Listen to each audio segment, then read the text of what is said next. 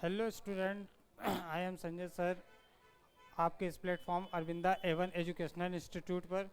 आज हम लोग लेक्चर 4 की बात करेंगे, जिस जो कि संलग्नता एंड जीन विनिमय, इसको इंग्लिश में लिंकेज एंड क्रॉसिंग ओवर के नाम से जाना जाता है। देखते हैं संलग्नता और जीन विनिमय क्या होता है। शायद आप लोग को मालूम ही होगा कि संलग्नता और जीन विनिमय क्या होता है। पहले बात करते हैं लिंकेज की। लिंकेज क्या होते हैं? लिंकेज यहाँ पे लिखा हुआ है कि गुणसूत्रों पर उपस्थित, यानी गुणसूत्रों पर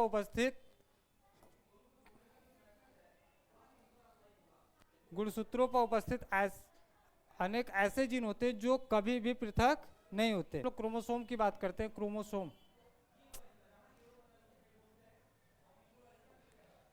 क्रोमोसोम क्रोमोसोम की बात करते हैं। गुणसूत्र क्या होते हैं? तो गुणसूत्र मालूम ही होगा कि गुणसूत्र होते क्या हैं।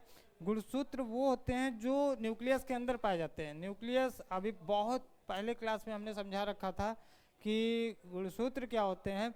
यानी न्यूक्लियस होता है, न्यूक्लियस के अंदर आपस में उलझे हुए धागे नुमा इस तरीके से संरचना होती है, जिन्हें ही क्रोमैटिन कहते हैं। क्या बोलते हैं? क्रोमैटिन बोलते हैं। जिस समय ये क्रोमैटिन, इसको क्रोमैटिन बोलते हैं, क्रोमैटिन, इसे क्या बोलते हैं? क्रोमैटिन बोलते हैं। जिस समय ये न्यूक्लियस और सेल दोनों एक साथ डिवाइड होती है, उसी समय ये क्रोमैटिन आपस में उलझकर छोटे एवं मोटे स्पष्ट रूप से दिखलाई पड़ने लगते हैं। तब उन्हें हम क्या बोलते हैं? गुणसूत्र। गुणसूत्र के ऊपर क्या होते हैं? ये गुणसूत्र होते हैं। गुणसूत्र के ऊपर क्या होते हैं? सूक्ष्म कणों जैसी संरचनाएं पाई जाती है, जिन्हें क्या बोलते हैं? जीन बोलते हैं। जो डीएनए के ऊपर पाई जाती है, इन्हें क्या बोलते हैं? सूक्ष्म कणों जैसी। इन्हें क्या बोलते हैं? इन्हें तो टू क्रोमैटिड्स बोलते हैं। टू क्रोमैटिड्स टू क्रोमैटिड्स का मतलब होता है अर्धगुणसूत्र। To chromatids. और ये जो बीच वाला भाग होता है, इन्हें बोलते हैं सेंट्रोमियर। यानी दो अर्धगुणसूत्र और सेंट्रोमियर के आपस में मिलने से किसका निर्माण होता है? गुणसूत्र का। ठीक है। इसी के ऊपर सूक्ष्म कणों जैसी संरचनाएं दिखलाई पड़ती है, जिन्हें क्या बोलते हैं? जीन। ये जीन, इन्हें सूक्ष्म कणों जैसी संरचनाएं दिखलाई पड़ती है, उन्हें क्या बोलते हैं? जीन। जीन क्या होते हैं? जीन माता पिता के कैरेक्टर को एक पीढ़ी से दूसरी पीढ़ी में स्थानांतरित करते हैं। समझ में आ गया जीन? हाँ, अब बात करते हैं लिंकेज की। तो लिंकेज क्या होता है? यानी गुणसूत्रों पर उपस्थित अनेक जीन ऐसे होते हैं जो कभी भी पृथक नहीं होते हैं और अर्धसूत्री विभाजन के साथ भी अर्धसूत्री विभाजन के बाद भी एक साथ क्या होते हैं? बने रहते हैं और एक साथ क्या करते हैं? वंशागति प्रदर्शित करते हैं। वंशागति आपको बता ही चुके थे। वंशागति क्या होता है? हेरिडिटी किन्हें कहते हैं? यानी लक्षणों का एक पीढ़ी से दूसरी पीढ़ी में स्थानांतरण होना, यानी कैरेक्टर का। किसका? कैरेक्टर्स का क्या होना? One generation to other generation.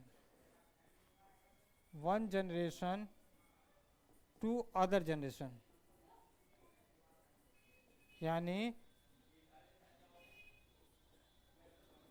One generation to other generation मतलब एक पीढ़ी से दूसरी पीढ़ी में स्थानांतरित होना, उन्हें ही वंशागति बोलते हैं या आनुवंशिकता बोलते हैं। यानी गुणसूत्रों पर उपस्थित अनेक जीन ऐसे होते हैं जो कभी पृथक नहीं होते और अर्धसूत्री विभाजन के बाद भी एक साथ बने रहते हैं और वंशागति प्रदर्शित करते हैं, मतलब अपने कैरेक्टर को एक पीढ़ी से दूसरी पीढ़ी में स्थानांतरित करते हैं।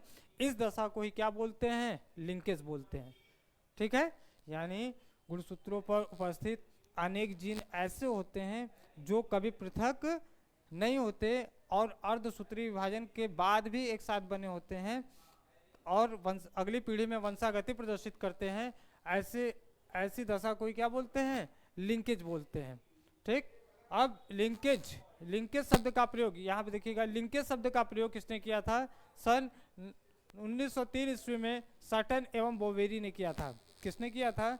सटन एवं बोवेरी ने किया था। और एक वैज्ञानिक थे जिनका नाम था मॉर्गन। क्या नाम था? मॉर्गन। उन्होंने ड्रोसोफिला मेलेनोगैस्टर, एक फल मक्खी है जिस पर उन्होंने कार्य किया था। किसने? मॉर्गन ने क्या किया था? ड्रोसोफिला मेलेनोगैस्टर पर कार्य किया था तथा लिंकेज का गुणसूत्री सिद्धांत प्रतिपादित किया था यानी प्रस्तुत किया था। ये बहुत ही इंपॉर्टेंट है, बहुत ज़्यादा इंपॉर्टेंट है एग्जाम के नज़रिए से, वेरी वेरी इंपॉर्टेंट है, ध्यान रखिएगा कि संलग्नता किन्हें कहते हैं। संलग्न फिर से सुन लीजिए, संलग्नता किसे कहते हैं। गुणसूत्रों पर अनेक जीन ऐसे होते हैं जो कभी पृथक नहीं होते और अर्धसूत्री विभाजन के बाद भी बने रहते हैं और वंशागति प्रदर्शित करते हैं। इस दशा को ही क्या कहते हैं, लिंकेज, लिंकेज कहते हैं। और देखिए लिंकेज शब्द का प्रयोग किसने किया था, सन 1903 यानी 1903 में, यानी 1903 में किसने किया था, साटन एवं बोवेरी ने क्या किया था, अपना प्रयोग किया था। किस पे, सॉरी, उन्होंने क्या शब्द, लिंकेज शब्द का प्रयोग किया था।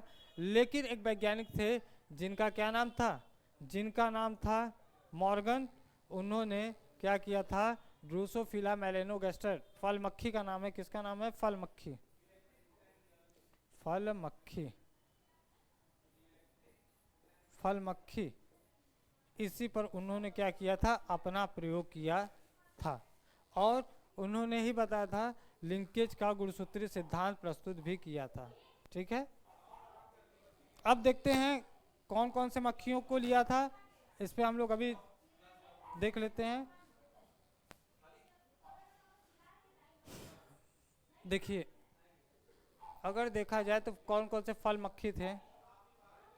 पहला था जो फल मक्खी थे, एक था नॉर्मल बॉडी नॉर्मल विंग्स, यानी एक को दर्शाया था कैपिटल पी, सॉरी कैपिटल भी, कैपिटल बी और कैपिटल भी, और उसका जो गुणसूत्र था कैपिटल बी और कैपिटल भी था। और उसी का जस्ट अपोजिट लिया था स्मॉल भी और स्मॉल बी और स्मॉल भी। इन्होंने क्या किया था, एक पेयर गुणसूत्र को लेकर उन्होंने क्या कराया था, क्रॉस कराया था। एक की क्या थी, नॉर्मल बॉडी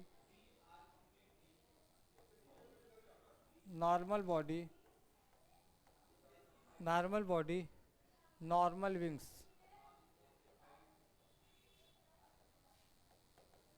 नॉर्मल विंग्स मतलब उनकी बॉडी क्या थी, एकदम नॉर्मल थी, और जो पंख थे, विंग्स मीन्स पंख होता है, उनकी पंख भी क्या थी, नॉर्मल थी। और ये क्या थे, ये जो अपोजिट में थे वो क्या थे, ब्लैक बॉडी, इनकी बॉडी क्या थी, ब्लैक थी,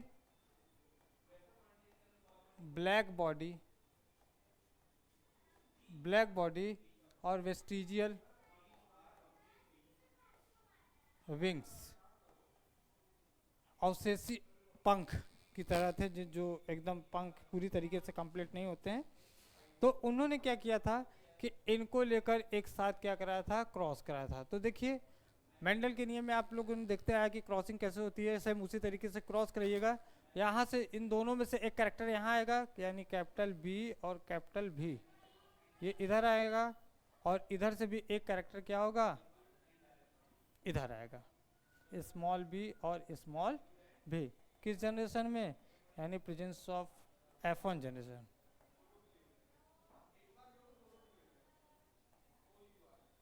यानी प्रथम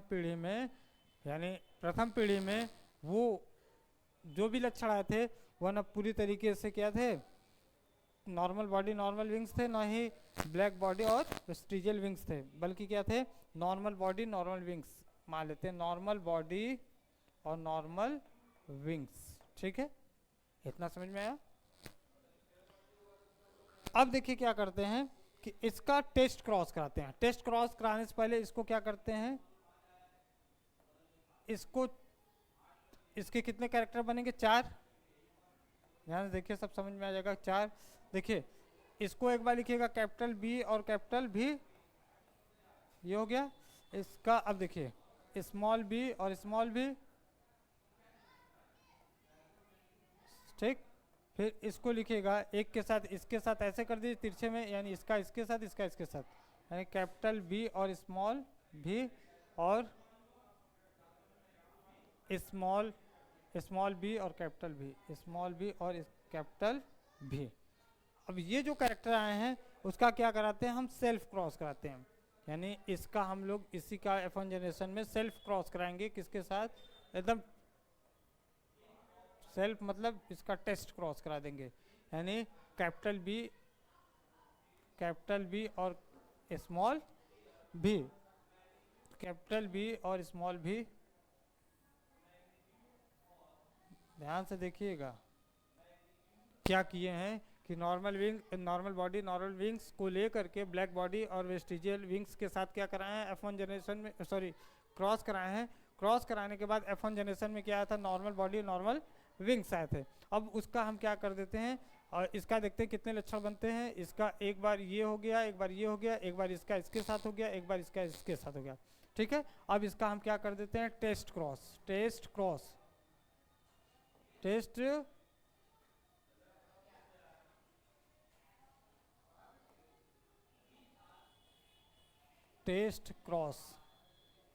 टेस्ट क्रॉस का मतलब जो भी कैरेक्टर आते हैं उसी का क्या कर देते हैं, किसके साथ होमोलॉगस रिसेसिव के साथ क्या कराते हैं, क्रॉस कराते हैं। तो इसका देखते हैं और इससे क्या आता है, एक इससे ले लेते हैं कैरेक्टर स्मॉल बी और स्मॉल भी, क्योंकि दोनों कैरेक्टर वही है, एक इसमें से ये आ जाएगा। अब देखिए इसकी क्रॉसिंग यहाँ पे कराते हैं, इसका इसके साथ कराएंगे, क्या आएगा, यानी कैपिटल बी और कैपिटल भी एक में आ जाएगा। फिर क्या आ जाएगा, स्मॉल बी और स्मॉल भी। ठीक है, ये इस तरीके से फोल्ड होगा, समझ जाइएगा, स्मॉल बी और स्मॉल। अब इसका देखिए, इसका इसी के साथ क्रॉस होगा, क्या आएगा, स्मॉल बी और स्मॉल भी। अब यहाँ पे भी क्या आएगा, स्मॉल बी और स्मॉल भी। ठीक है, अब इसकी क्रॉसिंग कराते हैं, क्या आएगा, यहाँ पे ध्यान से देखिएगा, ये आएगा कैपिटल बी और स्मॉल भी। ठीक, और एक ये आएगा, क्या आएगा, स्मॉल बी और स्मॉल भी। अब इसकी क्रॉसिंग कराते हैं इसकी इसी के साथ, तो क्या आएगा, देखिए स्मॉल बी और कैपिटल भी, और ये बचेगा क्या, स्मॉल बी और स्मॉल भी। यानी ये क्या हो जाएंगे, ये देखिए ये क्या हो जाएंगे, नॉर्मल बॉडी नॉर्मल विंग्स, क्योंकि कैरेक्टर ये देखिएगा नॉर्मल बॉडी और नॉर्मल, यानी नॉर्मल बॉडी और नॉर्मल विंग्स मीन्स पंख।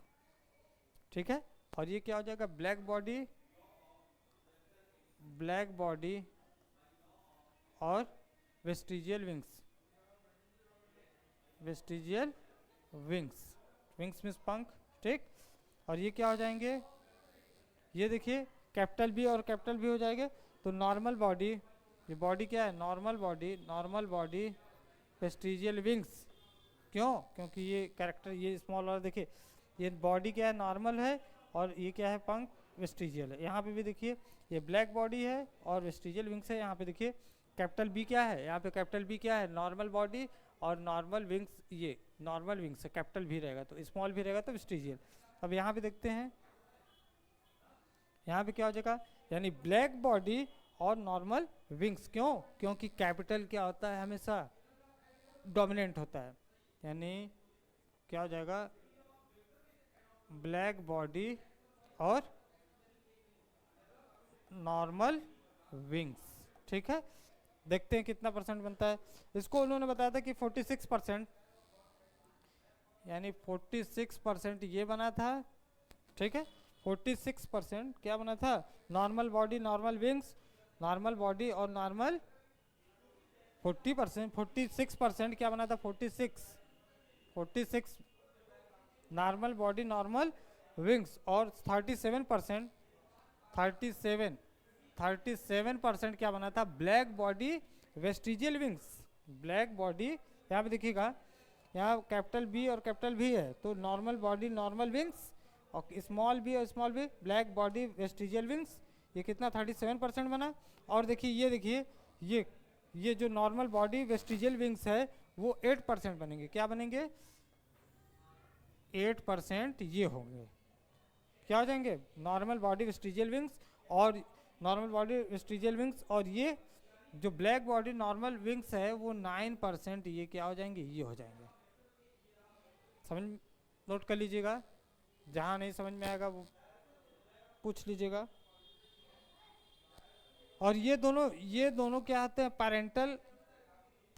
पैरेंटल कैरेक्टर होते हैं, यानी पैरेंटल टाइप्स होते हैं। और ये क्या होते हैं, ये दोनों रिकॉम्बिनेंट टाइप्स होते हैं। एक बार फिर से समझ लीजिएगा हम क्या करते हैं, यहाँ पे ध्यान से देख लीजिएगा। मैंने बोला था लिंकेज क्या होता है, लिंकेज क्या होता है, यानी गुणसूत्रों पर उपस्थित, यानी जीन कहाँ पे उपस्थित होते हैं, गुणसूत्र पे ही, यानी गुणसूत्रों पर उपस्थित, यानी गुणसूत्र ये है, गुणसूत्र ये है, गुणसूत्र क्या है, ये है, गुणसूत्र पर उपस्थित अनेक जीन ऐसे होते हैं जो कभी पृथक नहीं होते, यानी अलग अलग नहीं होते, बल्कि क्या होते हैं, अर्धसूत्री विभाजन के साथ के बाद भी एक साथ बने रहते हैं। और क्या करते हैं, वंशागति प्रदर्शित करते हैं। वंशागति का मतलब कैरेक्टर को एक पीढ़ी से दूसरी पीढ़ी तक ले जाना, वंशागति प्रदर्शित करते हैं। और इसी दशा को ही हम लोग क्या कहते हैं, लिंकेज कहते हैं, ठीक है। और लिंकेज वर्ड यानी लिंकेज शब्द का प्रयोग किसने किया था, सन 1903 ईस्वी में सटन एवं बोवेरी ने क्या किया था, इन्होंने लिंकेज शब्द का प्रयोग किया था। और मार्गन एक वैज्ञानिक थे जो अपना प्रयोग किस पे किए थे, ड्रोसोफिला मेलेनोगैस्टर, यानी ड्रोसोफिला मेलेनोगैस्टर पर उन्होंने कार्य किया था और एक सिद्धांत प्रस्तुत किया था जिसका नाम ही था क्रोमोसोमल थ्योरी ऑफ लिंकेज, यानी लिंकेज का गुणसूत्रीय सिद्धांत, इन्हें ही कहा था, ठीक है। और इन्होंने फल मक्खी पर क्रॉस कराया था, तो फल मक्खी की क्रॉसिंग आप देख ही रहे थे, अभी हमने समझाया कि फल मक्खी वाला ध्यान से देख लीजिए। तो इस पे क्या किए थे कि वैज्ञानिक जो थे, ध्यान से देखिएगा, उन्होंने क्या किया था कि ड्रोसोफिला मेलेनोगैस्टर के फल मक्खी को के क्रोमोसोम को लिया था, यानी उन दोनों के बीच में क्रॉसिंग कराया था, जिसकी बॉडी क्या थी, एक की बॉडी नॉर्मल थी और उसके पंख क्या थे, नॉर्मल थे।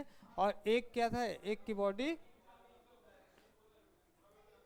बॉडी क्या थी, ब्लैक थी, और इसका पंख क्या था, वेस्टिजियल में सॉसेसी होता है।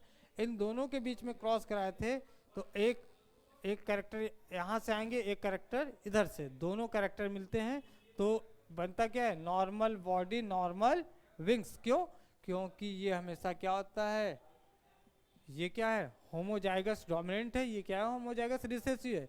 ये डोमिनेंट वाला क्या होता है, रिसेसिव पे डोमिनेंट होता है, इसलिए ये कैरेक्टर क्या रहे हैं, नॉर्मल बॉडी नॉर्मल विंग्स। अब जो कैरेक्टर आया F1 जनरेशन में, उसी का क्या करते हैं, टेस्ट क्रॉस कर देते हैं। टेस्ट क्रॉस का मतलब यानी होमोजाइगस, ये होमोजाइगस रिसेसिव है, ये क्या है, यहाँ पे लिख लीजिएगा, होमोजाइगस रिसेसिव, क्या है, होमोजाइगस रिसेसिव है। ये क्या है, होमोजाइगस डोमिनेंट,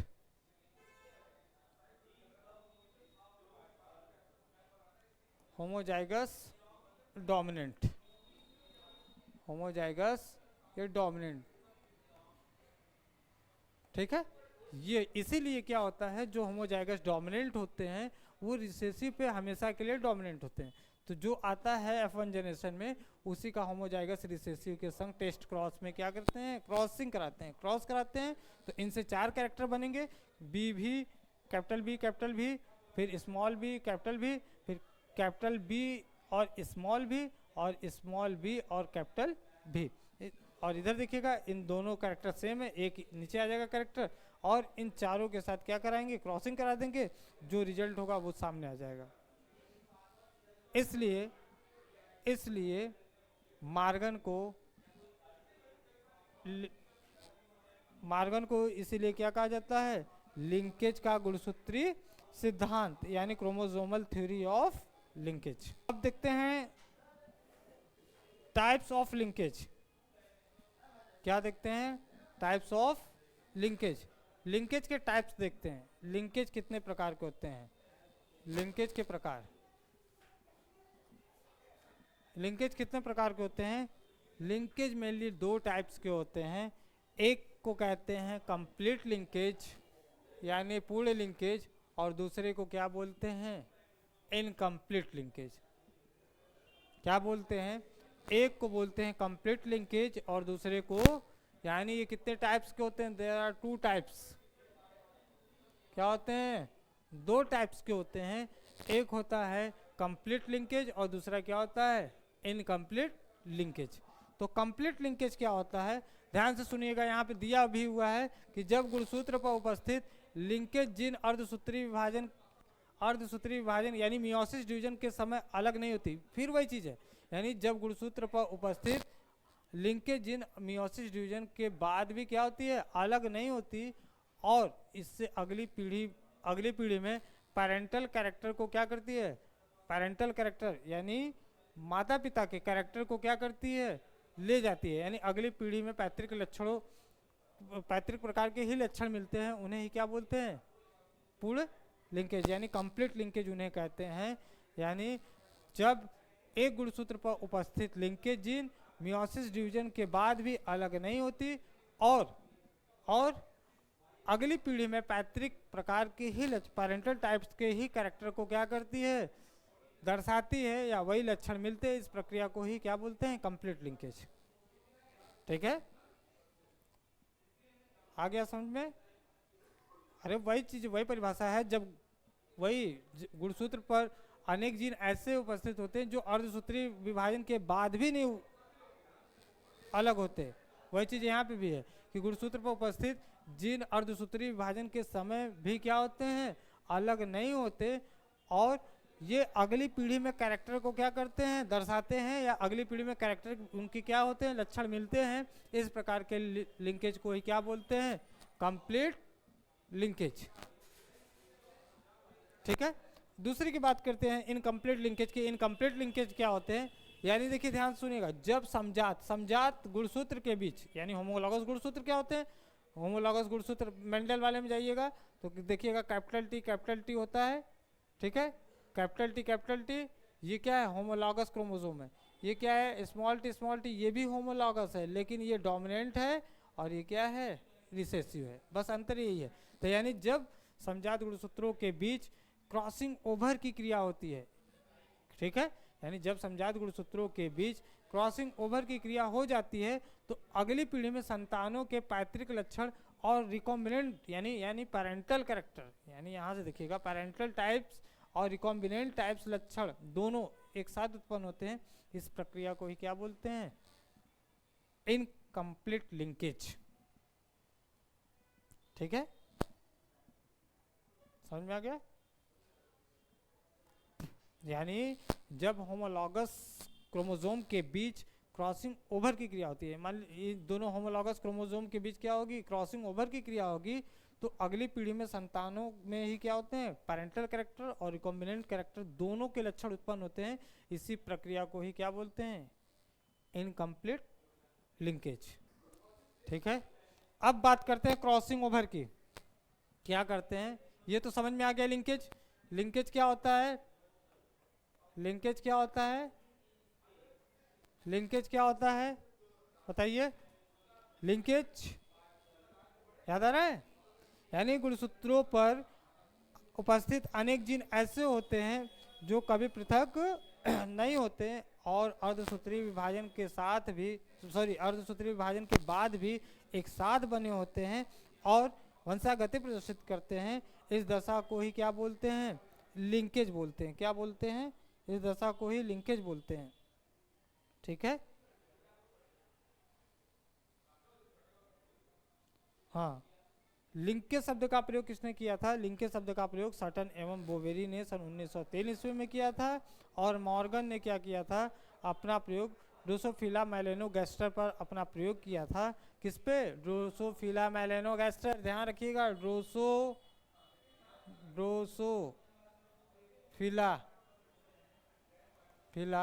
मेलेनोगैस्टर,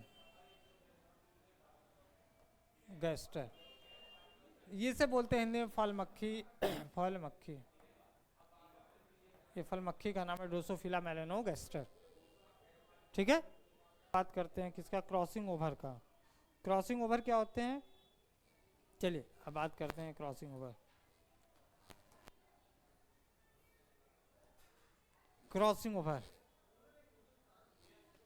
लिखा है, ध्यान से सुनिए। क्रॉसिंग ओवर क्या होते हैं, आप तो अपने वर्ड्स में भी बोल सकते हैं क्रॉसिंग ओवर क्या होते हैं। जब दो गुणसूत्रों के बीच आपस में ओवरलैप की क्रिया होती है तो इस क्रिया को ही क्या बोलते हैं, क्रॉसिंग ओवर बोलते हैं। सर जाहिर सी बात है, यानी जब दो गुणसूत्रों के बीच, यानी दो होमोलॉगस गुणसूत्रों के बीच क्या होती है, क्रॉसिंग ओवर होती है, यानी ओवरलैपिंग होती है। तो इनके बीच देखिए, मान लीजिए ये गुणसूत्र है, ये गुणसूत्र है, ठीक है। ये क्या करता है, यानी जब एक गुणसूत्र दूसरे गुणसूत्र के साथ क्या करता है, ओवरलैप, ये दोनों क्या कर रहे हैं, एक दूसरे के साथ ओवरलैप कर रहे हैं, ये एक दूसरे के साथ क्या हो रहे हैं, ओवरलैप कर रहे हैं। तो इसी क्रिया को ही क्या बोलते हैं, इस क्रिया को ही क्रॉसिंग ओवर कहते हैं। क्रॉसिंग ओवर क्या बोलते हैं, क्रॉसिंग ओवर बोलते हैं। और जिस पॉइंट पे ये क्रॉस करते हैं, जिस पॉइंट पे ये क्रॉस करते हैं उन्हें क्या बोलते हैं, क्याज्मा। क्या बोलते हैं, क्याज्मा बोलते हैं, ठीक है। यानी जब दो होमोलॉगस गुणसूत्र के बीच में ओवरलैपिंग होती है तो इस क्रिया को ही क्रॉसिंग ओवर बोलते हैं। और जिस पॉइंट पे ये क्रॉस करते हैं उन्हें क्याज्मा बोलते हैं। और ये जो होते हैं, ये दोनों टू क्रोमेटिड्स है ऊपर, ये क्या है, टू क्रोमेटिड्स है ऊपर और टू क्रोमेटिड्स नीचे।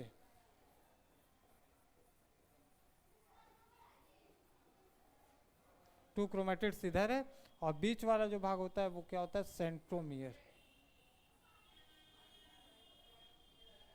सेंट्रोमियर यानी गुणसूत्र क्रॉसिंग ओवर किन्हें कहते हैं, जब दो गुणसूत्रों के बीच आपस में ओवरलैपिंग की क्रिया होती है तो इस क्रिया को ही क्रॉसिंग ओवर बोलते हैं। और जिस पॉइंट पे ये क्रॉस करते हैं उन्हें क्याज्मा कहते हैं, ठीक है।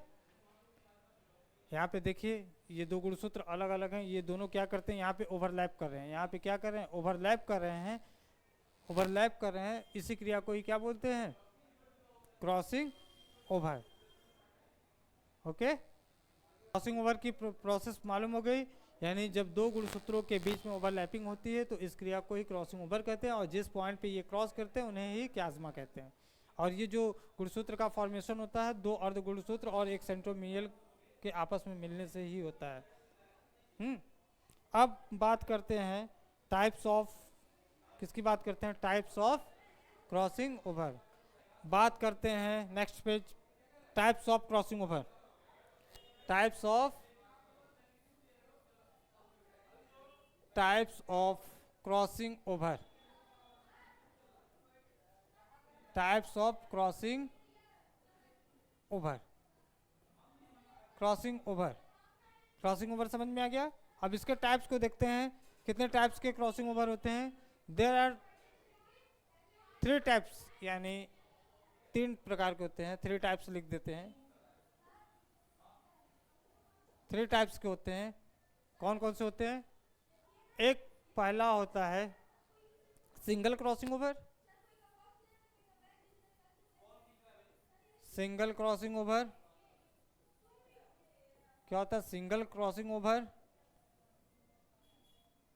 सिंगल क्रॉसिंग ओवर इसे बोलते हैं एकल, हिंदी में बोलते हैं एकल पारगम। क्या बोलते हैं, एकल जिन विनिमय या पारगम बोलते हैं। एकल जिन विनिमय लिख लीजिएगा।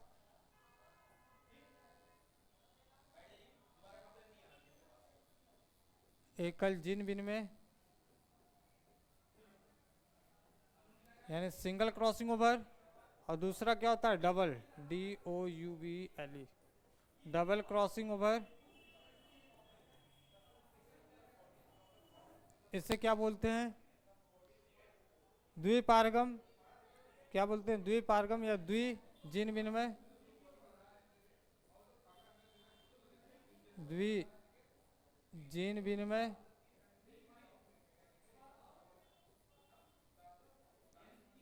और तीसरा होता है, यानी एक होता है सिंगल क्रॉसिंग ओवर, दूसरा होता है डबल क्रॉसिंग ओवर, तीसरा होता है मल्टीपल।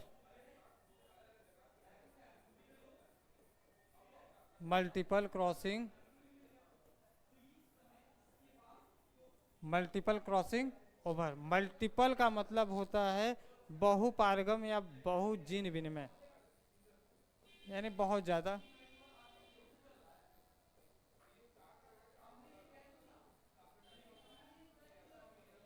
ठीक है।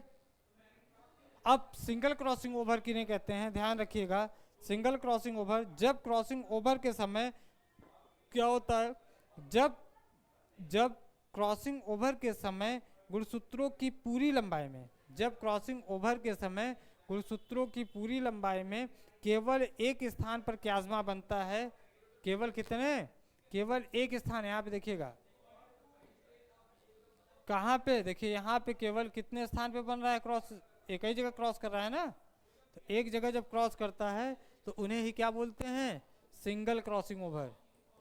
क्या बोलते हैं, सिंगल क्रॉसिंग, यानी गुणसूत्र की पूरी लंबाई में जब एक ही स्थान पर क्याज्मा बनता है तो उन्हें सिंगल क्रॉसिंग ओवर कहते हैं। ठीक है, ये देखिए सिंगल क्रॉसिंग ओवर। मान लीजिए ये गुणसूत्र है,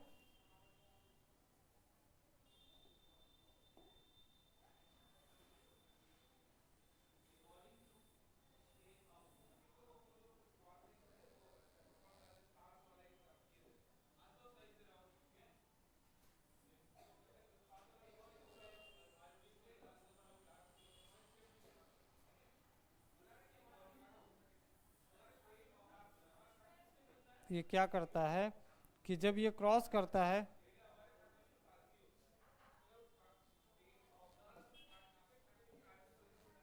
जब ये क्या करता है, ये क्रॉस करता है,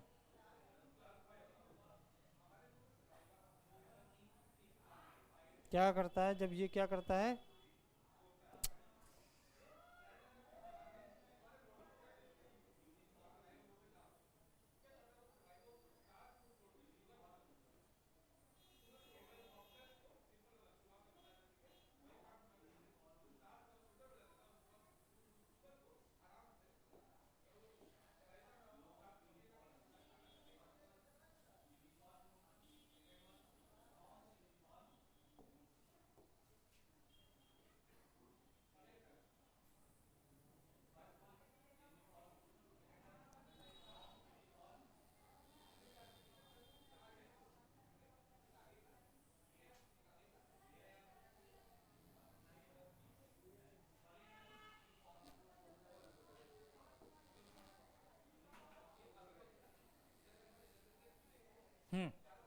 देखिए, यानी गुणसूत्र की पूरी लंबाई में जब केवल एक ही जगह क्या बनता है, क्याज्मा बनता है, तो इस क्रिया को ही क्या बोलते हैं, सिंगल क्रॉसिंग ओवर। ठीक है, यानी पूरी गुणसूत्र यानी क्रोमोसोम, क्रोमोसोम यानी पूरी क्रोमोसोम, ये पूरी क्रोमोसोम में इसकी पूरी लंबाई में जब एक जगह क्या बनता है, जब एक ही जगह क्याज्मा बनता है, पूरे गुणसूत्र की लंबाई में जब एक ही स्थान पर क्याज्मा बनता है, तो इस क्रिया को ही क्या बोलते हैं, सिंगल क्रॉसिंग ओवर। यानी गुणसूत्र की पूरी लंबाई में जब एक ही जगह क्याज्मा बनता है तो उसे सिंगल क्रॉसिंग ओवर बोलते हैं। और डबल क्रॉसिंग ओवर सेम वही हो जाएगा कि जब गुणसूत्र की पूरी लंबाई पर दो स्थानों पर क्याज्मा बनता है, कितने, यानी यहाँ पे वन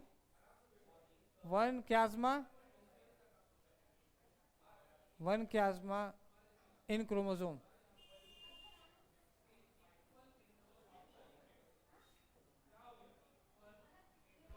और इसमें क्या हो जाएगा, यानी गुणसूत्र की पूरी लंबाई पर कितने जगह, टू क्याज्मा, यानी दो स्थानों पर क्या होता है, क्याज्मा का फॉर्मेशन होता है, तो उन्हें डबल क्रॉसिंग ओवर।